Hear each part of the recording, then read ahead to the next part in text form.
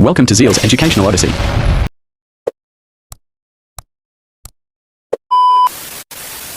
Good morning! So, karong adlaw excited kayo no? Kay madtong dag San Vicente Ferrer. Unya, mag-uwan sa ta para makakaantag sa iyo. Yung naniun ay pag-support sa atong tubig. Sa atong linong agna kanon. Wow! Kayo sa bag, pre! I-escape pang nato ang kaon-kaon kay kabaw ko nga igotong pumudara o gamit kay minsud an lechon. Masuya niya mo. Ug karong dapita is next time ako kadong nami sa San Vicente Ferrer. Nya among konduktora ni is nang chicks pa man, mang dugay nabot. What? Nya nabot tam sa naga. Katong ginon nga daghan kay mulupad ba. Og dili dugay-dugay ni sakay na pod may og jeep padung sa pitalo. Og dihang tungura nawat mo ana kay limahal naman ay sa jeep sa. Unya ang kanang may sakay dara wa may mahal. Og dihang dapita wala na ko damhang nga nabot na ko sa San Vicente Ferrer diri sa Pitalo. Gamay ni siya nga simbahan pero blessed kay ni daghan kay mga milagro nga nahitabo ani nga lugar. Wow! Og dili na to dugay-dugayon isuro ita mo sa ilang simbahan nga nindot kaayo. Kay diri sa kilid na ay ang gitawag nato nga gruto. Ug ang gruto is gikan as a word nga Italian nga gruta, which means kuweba. Kaysa karang panahon man gud ang mga Kristiyano ipanglutos og kasagang Kristiyano dito magampo. Ug mao dinhi ang tuig nga gibuhat ang simbahan sa Pitalo, which is 1892.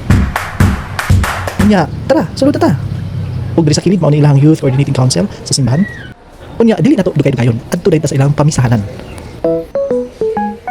After ana, patimbang na ta. Uy, bugata na nimo sir, oy. Makasasala naman ka.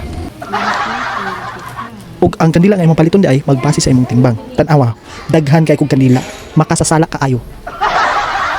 Unya, dili na to dugay-dugayon nga idangkang ato ang kandila sa kayo. Kay para at least makuhaan na atong nga sala nga daghan kayo.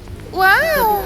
Pag human na to panagkot, usa sa pinaka-importanteng lugar nga atong bisitahon is maukuni ang altar ni San Vicente Ferrer. Sa inyong nakita, daghan kaayong mga devotees chapon sa sulod sa chapel. Og dili na to dugay-dugayon, mag-ampo na ta. Nya sa akong kilid, nag-una na day akong mama. Dugay na ni nga devotees akong mama sa Senyor San Vicente Ferrer. Ug akong papa day, katong buhi pasad siya. Permimi mag-arian. San Vicente Ferrer, ikaw ang among patron.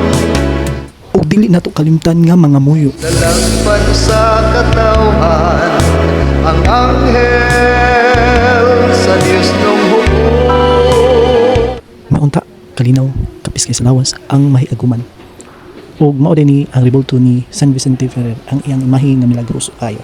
Sa kilid na ay mga sanina nga iyang ipangsuot. Sanina nga pwede masuot matag okasyon. Pag humana nang gawas tayo ni og nihapit ni sa sulod sa simbahan. May gani wala ko nasunog charot. Abta na mo nga naay nag-decorate sa sulod sa simbahan para sa kapistahan ni San Vicente Ferrer. Nindot kay sila raw nakahuna po ta sa atong mga niagi nga mo decorate pod sa sulod sa simbahan.